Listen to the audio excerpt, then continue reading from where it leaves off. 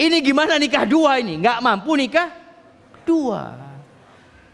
Maka hendaklah semua bertakwa kepada Allah Azza wa Jalla. Ustaz, tapi anak ini takut terfitnah Ustaz. Ya puasa. Nggak mampu puasa Ustaz. Nikah nggak mampu, puasa nggak mampu. Terus maksain nikah. Bismillahirrahmanirrahim.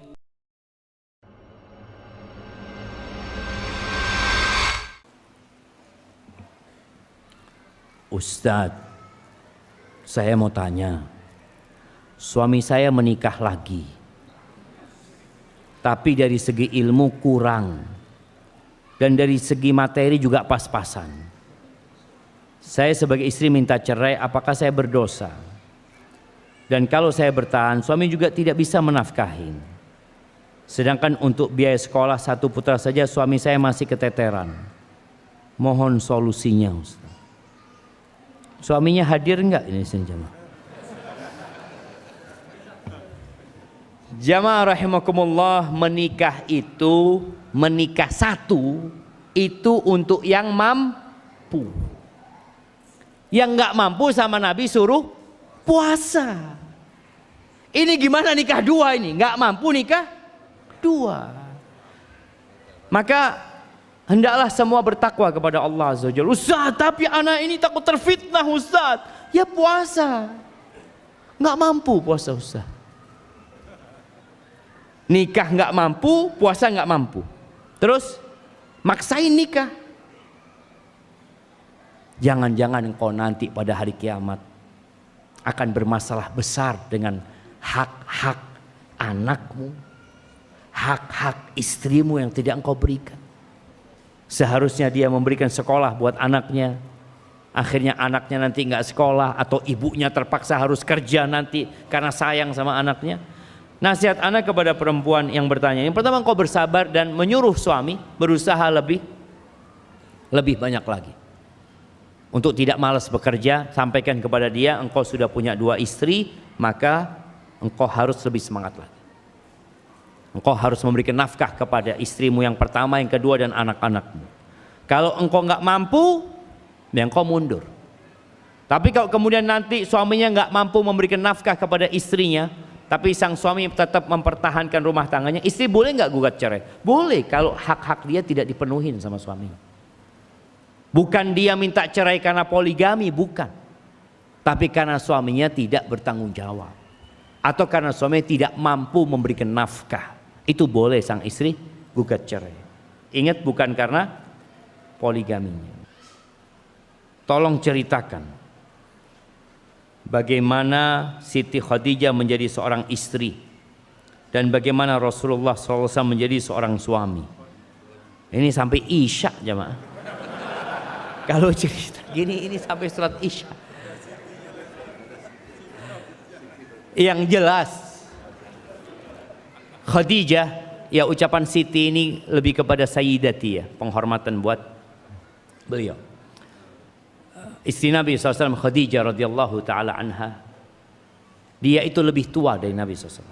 Ini pertanyaan kedua tambahannya, bagaimana pahala jika seorang istri melayani suami, wabil khusus soal biologis.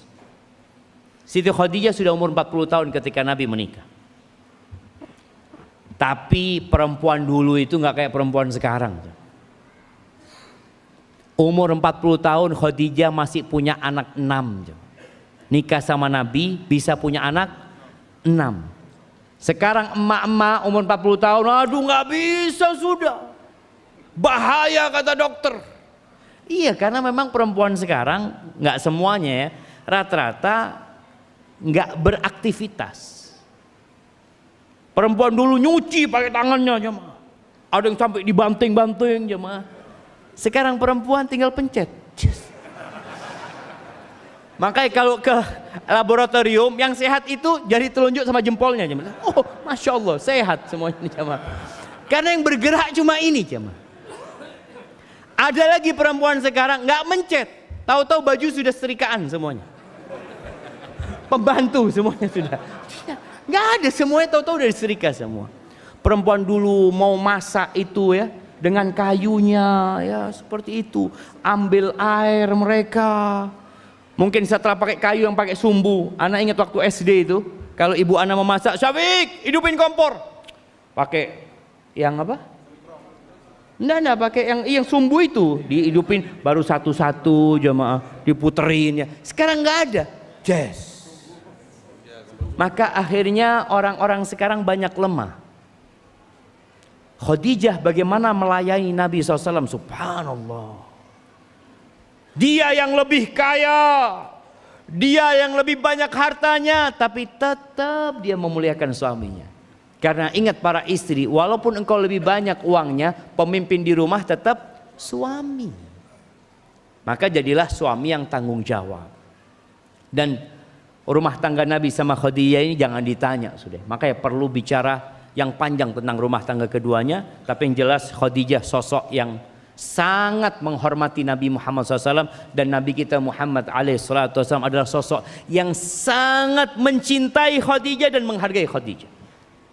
Nabi setelah Khadijah punya istri 9. Pernah beliau punya istri 9. Apakah 9 istrinya menggantikan Khadijah? Nggak ada. Nggak ada. Sampai Aisyah itu pernah dia mengucapkan sesuatu tentang Khadijah yang menyakiti hati Nabi SAW. Lagi karena seringnya Nabi menyebutkan Khadijah, Aisyah sampai cemburu. Padahal kata Aisyah, aku nggak pernah ngelihat Khadijah, nggak pernah.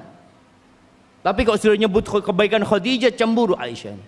Lalu Aisyah pernah mengatakan, ya Rasulullah, ada apa engkau dengan Ajuz, dengan perempuan tua dari Quraisy itu, Hamra Asyidqain, yang sudah mulutnya sudah merah ya, biasa sudah tua renta, sudah mulutnya sudah merah, dan Allah sudah memberikan ganti kepadamu yang lebih baik.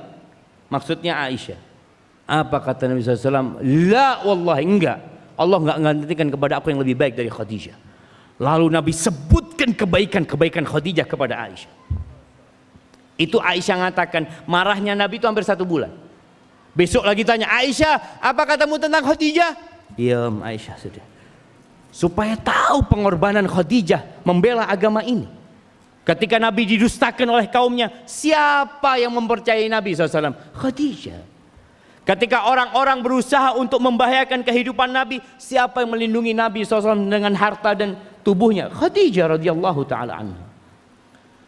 Kalau pahala istri melayani suaminya, Masya Allah, Akbar. Kita lihat ya, apabila seorang istri diajak sama suaminya, lalu dia menolak, kemudian suaminya marah, apa yang terjadi? Malaikat akan melaknat sampai subuh. Berarti kalau dia melayani, akan ada doa buat dia, ada berkah buat dia. Bahkan kata Nabi SAW, wa fi bud'i ahadikum sadaqah, dan kalian mendatangi istri kalian itu dapat pahala sedekah. Maka yang nggak punya duit, sedekah di rumah.